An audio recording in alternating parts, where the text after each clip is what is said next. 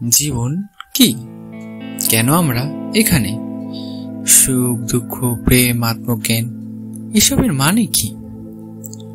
আজ আমরা এমন এক দার্শনিকের কথা বলবো যিনি প্রচলিত ধারণাকে চ্যালেঞ্জ করেছেন, যিনি বলেছেন জীবন মানে কেবল বেঁচে থাকা নয়, বরং এটি একটি উদযাপন। তিনি ওশো, একজন আধ্যাত্মিক গুরু, যিনি জীবনকে দেখেছেন সম্পূর্ণ নতুন এক দৃষ্টিতে।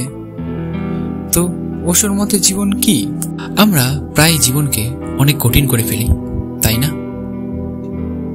ভবিষ্যতে চিন্তা, সমাজের চাপ, সাফল্যের দৌড়, এসবের মধ্যে আমরা ভুলেই যাই যে জীবন আসলে আনন্দেরই এক নাম। ওশো বললেন, জীবনকে ভয় পেও না, বরং জীবনকে উপভোগ করো, কারণ জীবন কোনো সমস্যার সমাধান নয়, এটি একটি রহস্য যা উপভোগ করতে হয়। এবার প্রশ্ন হলো, আমরা কিভাবে জীবনকে উদযাপন করব? আমরা প্রায় মনে করি ভালোবাসা মানে কাউকে নিজের করে রাখা, কিন্তু ওশো বললেন ভালোবাসা মানে মুক্তি দেওয়া। তিনি বললেন, যদি তুমি কাউকে ভালোবাসো তবে তাকে স্বাধীনতা দাও। যদি সে ফিরে আসে তবে সে সত্যিই তোমার ছিল, আর যদি না আসে তবে সে কখনোই তোমার ছিল না। ভালোবাসা মানে দাসত্ব নয়, বরং একসাথে বিকশিত হওয়া।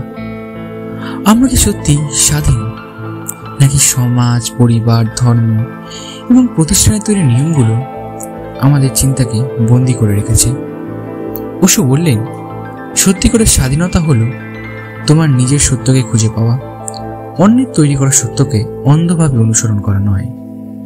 তাই আমাদের উচিত নিজেদের চিন্তাকে মুক্ত করা, প্রশ্ন করা এবং যা সত্য বলে মনে হয় সেটাই অনুসরণ করা। ওশোর মতে ধ্যান হলো আত্মজ্ঞান অর্জনের পথ, তবে এটি কোনো কঠিন সাধনা নয়, বরং প্রতিটি মুহূর্তকে সম্পূর্ণভাবে বাঁচার একটি উপায়।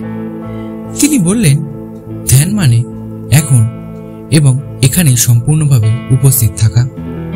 আমরা যদি প্রতিদিন ছোট্ট ছোট্ট মুহূর্তগুলোর মধ্যে আনন্দ খুঁজতে পারি, তাহলেই আমরা সত্যিকারের অর্থে ধ্যান করতে পারব। ওশো আমাদের শিখিয়েছেন, জীবন মানে অপেক্ষা করা নয়, বরং প্রতিটি মুহূর্তকে বাঁচা। এটি ভালোবাসার, হাসির, আনন্দের এবং নিজের সত্তাকে খুঁজে পাওয়ার একটি যাত্রা।